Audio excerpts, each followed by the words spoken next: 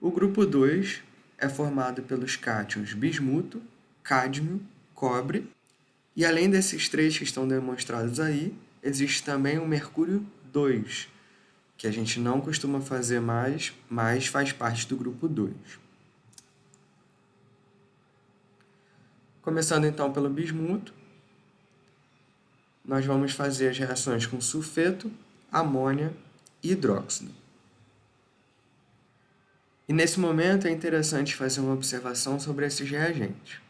O comportamento dos cátions em contato com o sulfeto, amônia e com o hidróxido pode dar boas indicações de qual cátion está presente na sua amostra, uma vez que pode ocorrer a formação de precipitados com coloração característica para cada um dos cátions, assim como é possível verificar a formação de íons complexos a partir da reação com algum desses reagentes, e aí a solução adquirir uma determinada cor, ou então um precipitado ser identificado de maneira diferencial por ser dissolvido ou não com um desses reagentes. Então é sempre interessante observar qual é o comportamento que a sua amostra apresenta de cátions em contato com sulfeto, amônia e hidróxido. Ok? Nós já vimos um pouquinho isso no grupo 1 e agora no grupo 2 e em diante isso vai ser bastante relevante. Adicionando-se então uma solução de sulfeto de amônio, a solução de bismuto, precipita-se sulfeto de bismuto, que tem a coloração marrom. Esse precipitado ele é solúvel em ácido clorídrico concentrado a quente ou ácido nítrico diluído a quente também. Nós não vamos mostrar aqui essa etapa de dissolução, mas esse precipitado apresenta esse comportamento e isso vai ser importante na marcha sistemática. A reação com a amônia forma-se hidróxido de bismuto, que tem uma coloração branca,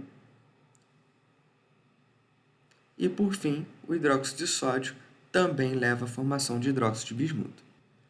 No caso do cátion bismuto, este íon não é capaz de formar íons complexos com amônia ou hidróxido, então não ocorre a dissolução do precipitado com excesso desses reagentes.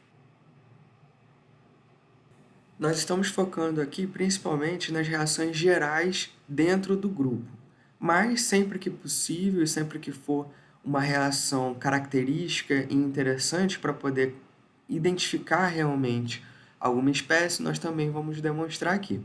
É o caso da reação com estanito para o bismuto, que é uma boa reação para caracterizar essa espécie química.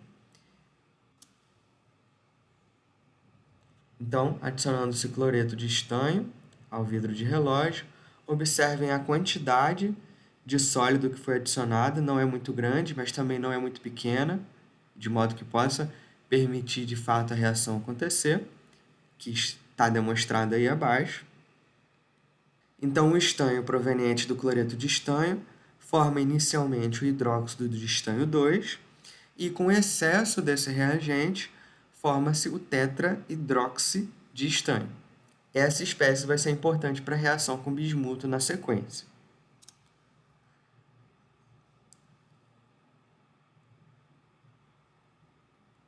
Agora a gente vai adicionar a solução contendo bismuto,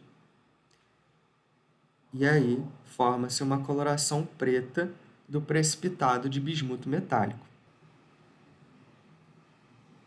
de acordo com a reação representada abaixo.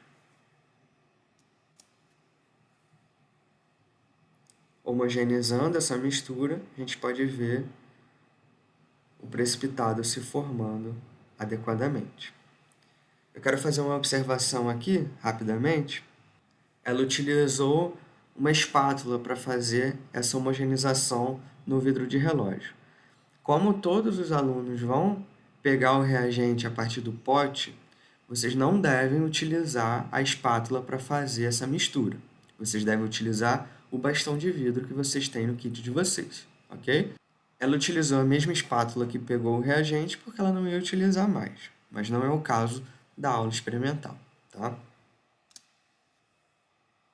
Agora a reação com iodeto, também é interessante para o bismuto. Vamos adicionar uma gota numa cavidade, numa placa de toque, e uma gota de iodeto de potássio. vai se formar um precipitado preto de iodeto de bismuto. Aqui tem mais uma dica para vocês. Não tentem realizar a reação subsequente na mesma cavidade. Retirem um pouquinho e passem para outra cavidade para adicionar o excesso de iodeto. O que acontece? Se vocês tentarem fazer a reação com excesso de iodeto na mesma cavidade, vocês vão ter que adicionar uma quantidade muito grande dessa solução e aí vai ultrapassar o limite que suporta. Então, transfira uma gotinha pequena para uma outra cavidade e adicione o excesso de solução de iodeto, ok? Aqui outra observação também. Ela utilizou uma pipeta Pasteur de plástico para fazer essa transferência. Não façam isso. É um precipitado, vai sujar toda a sua pipeta e vai ser difícil de limpar. Pode só sujar um pouquinho da ponta do bastão de vidro e ir na outra cavidade e fazer essa transferência. Já é suficiente, tá? E vai facilitar muito a limpeza depois.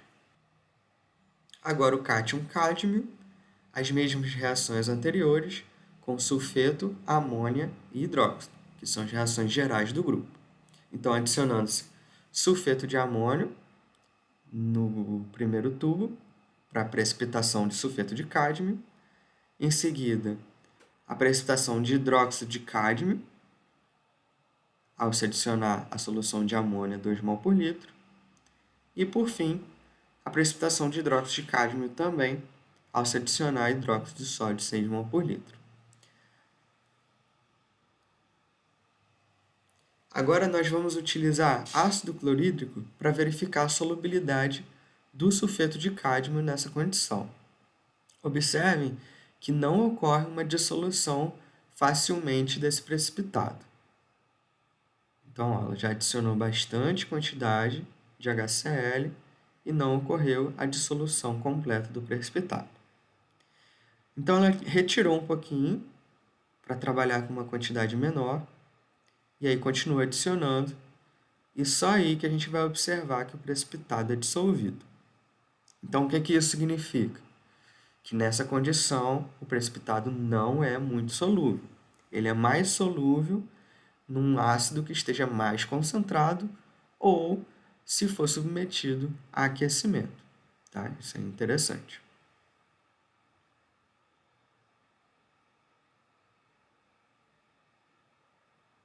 Agora, ao precipitado de hidróxido de cádmio, nós vamos adicionar excesso de amônia para verificar se ocorre a dissolução desse precipitado.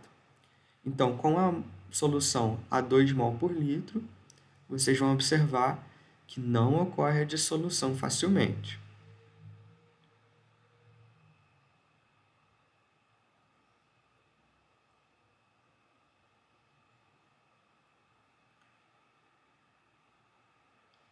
Ela vai adicionar um pouco mais dessa solução e continua não dissolvendo.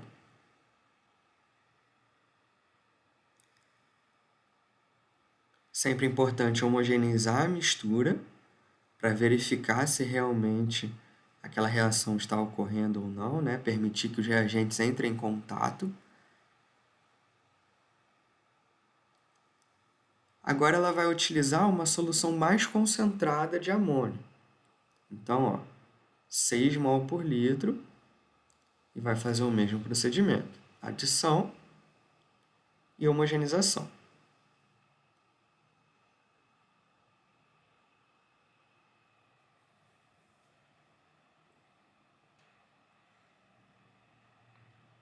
Observem que agora o precipitado está se dissolvendo por causa da formação do íon complexo tetraamin-cádmio. Então, aqui fica uma dica para vocês.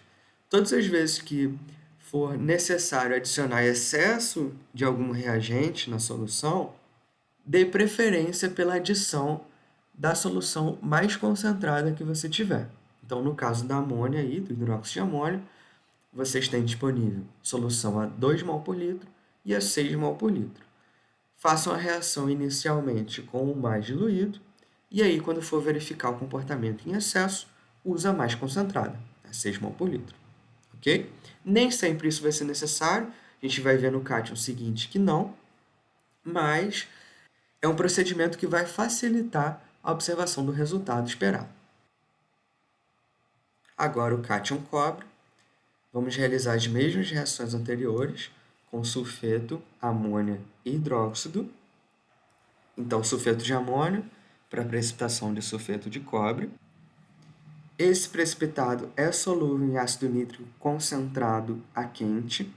Também não vai ser demonstrado aqui, mas é um comportamento importante para a separação dos cátions na marcha sistemática. Reação com hidróxido de amônio, 2 mol por litro. Forma-se inicialmente um precipitado azulado de hidróxido de cobre. E aí, com excesso, forma-se o íon complexo, tetramin-cobre, que garante uma solução azulada bastante intensa. Observem que, nesse caso específico, o cobre é capaz de formar o íon complexo facilmente com amônia.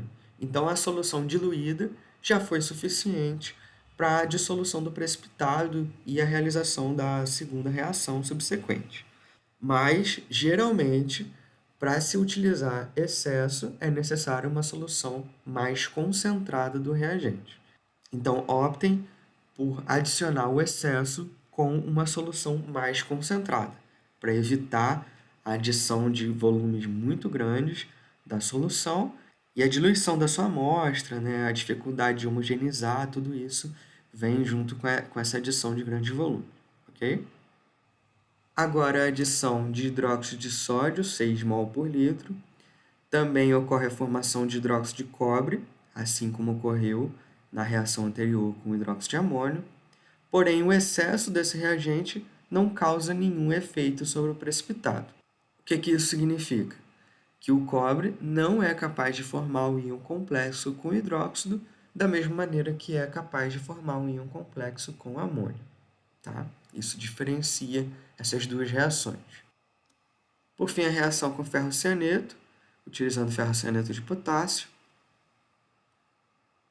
Precisa de uma quantidade razoável do reagente para saturar a solução e formar o ferrocianeto de cobre, que é um precipitado alaranjado.